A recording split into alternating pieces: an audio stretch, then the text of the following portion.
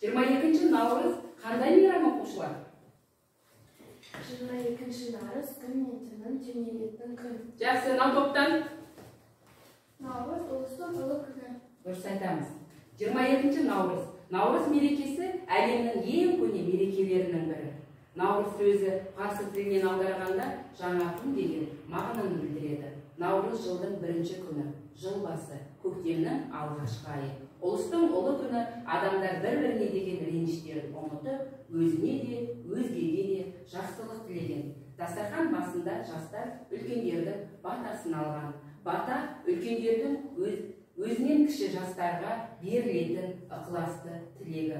Ақсақалдар ұлыс оң болсын, ақ мол болсын, қайда барсаң жол болсын деп бата береді. Бұл күндері, бұл мерекеде түрлі ұлттық ойындар ойналып, ән айтылып, би биленеді. Енді оқушылар, осы Наурыз мерекесінде байланысты қандай әндерді білеміз Наурыз мерекесіне байланысты? Жақсы, Нұрали. Наурыз, Эмрах. Наурыз көктем. Көктем, жақсы, Есма. Наурыз думан. Наурыз думан. Ал енді осы әндердің ішінде қай ән жиі айтылады? Қай ән жиі айтылады? Наурыз думан. Наурыз думан ән жиі айтылады екен. Бүгінгі біздің сабағымыздың тақырыбы да Наурыз думан. Сабақтың мақсаты тыңдалған мәтіннің негізгі мазмұнын түсіну, ақпараттың өзектілігін анықтау. Бүгінгі жаңа сөздермен таныс болайық. Сыбаға дегеніміз құрметті қонаққа арнап сақталған ет мүшелері, тағам, жібейді, жұмсарады, ериді деген мағынаны білдіреді. Ырыс, береке, ынтымақ, шаттану, қуану, игі, жақсы іс. Осы жаңа сөздерді естеріңде сақтап алыңдар. Келесі тақтаға назар аударамыз. Суретте кімдерді көріп тұрсыңдар? Кімдерді көріп тұрмыз суретте? Мұқағали Мақатаев мен Роза Рымбаева. Жақсы. Бұлар туралы не білеміз? Мұқағали Мақатаев туралы. Мұқағали Мақатаев қазақтың лирик ақыны ол 1930 жылы 9 ақпанда Алматы облысында Көл ауданы Қарасал ауылында дүниеге келген. Жақсы. Роза Рымбаева туралы не білеміз? Роза Рымбаева қазақтың әншісі 1957 жылы Семей облысында дүниеге келген. Жарайсыңдар. Ал енді оқушылар, осы Мұқағали Мақатаевтың сөзіне жазылған Роза Рымбаеваның орындауындағы Наурыз думан әнін бірге тыңдайық.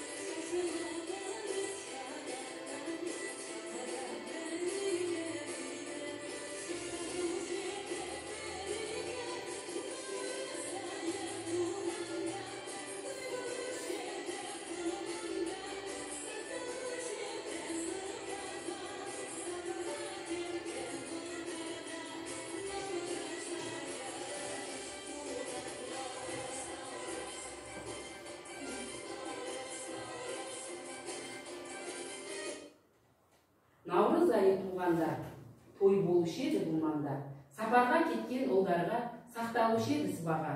Наурыз айы туғанда. Осы бір рухты да салтанаттан Наурыз мейрамының бой тұмарына айналғалы қашан.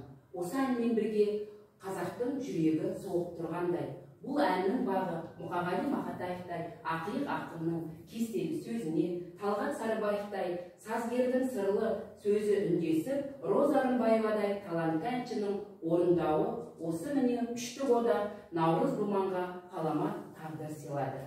Ал енді оқушылар, тыңдалған мәтін бойынша жұмыс жасаймыз. Келесі. Топтық жұмыс тыңда, жаз әдісі бойынша екі топ жұмыс жасайсыңдар, тапсырма орындайсыңдар. Бірінші топтың тапсырмасы өлең шумақтарын мұқият оқыңдар. Алыс сапарға кеткен ұлдарға Наурызда неге сыбаға сақталады? Осы тапсырманы орындайсыздар. Келесі тапсырма екінші топтікі. Өлең шумақтарын қандай дәстүр туралы айтылғанын анықтаңыз, сұрақтарға жауап беріңіз. Адамдар Наурыз келгенде неге қуанады, неге шаттанады? Қазір екі топқа тапсырма беріледі. Осы тапсырманы орындайсыздар. Бұл тапсырманы дискриптивке сүйене отырып, түрлі түсті әдіс, көбелектер әдіс арқылы бағалайсыңдар.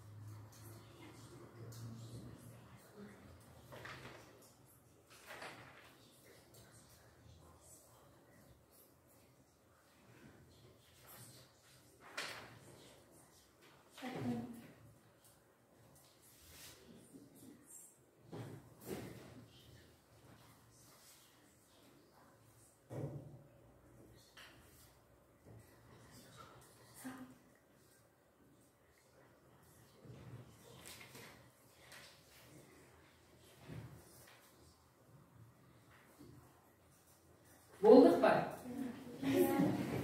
Ал. Қай топ? Болды? Болдыңдар ма? Ал шығамын. Бұл тармақтарда көрісі күні туралы айтылған.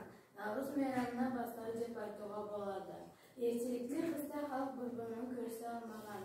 Наурыз мейрамына қарай бара алған. Сол уақыттан бері дәстүр ретінде сақталған. Іште өткеніне есеп беріп, ара алдында тазарады. Келер күнге жақсы тілек тілейді. Себебі Наурыз айтылған барлық тілек қабыл болады деген наным бар. Жақсы.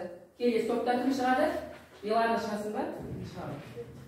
Қазақ халқы сақтаса, сағынғаны келе деп айтқан екен. Бар жақсылықтың басталып, жақсылық жақсысы болсын деп, қыстай сақталған тағамдарды алыс сапарда жүрген жақындарына деп сақтаған.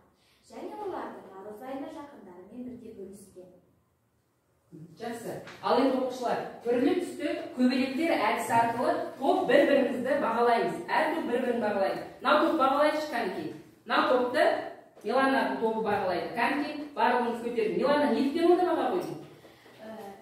Өйткені олар өлеңнің мазмұнын толық түсіндірді және сұрақтарға жауап берді. Жақсы. Енді келесі топ, мынау топты бағалаймыз. Неліктен ондай баға қойдыңдар? Кәнекей. Сұрақтарға толық жауап берді. Сыбағаның не үшін сақталатынын түсіндірді. Жарайсыңдар оқушылар. Келесі тапсырма.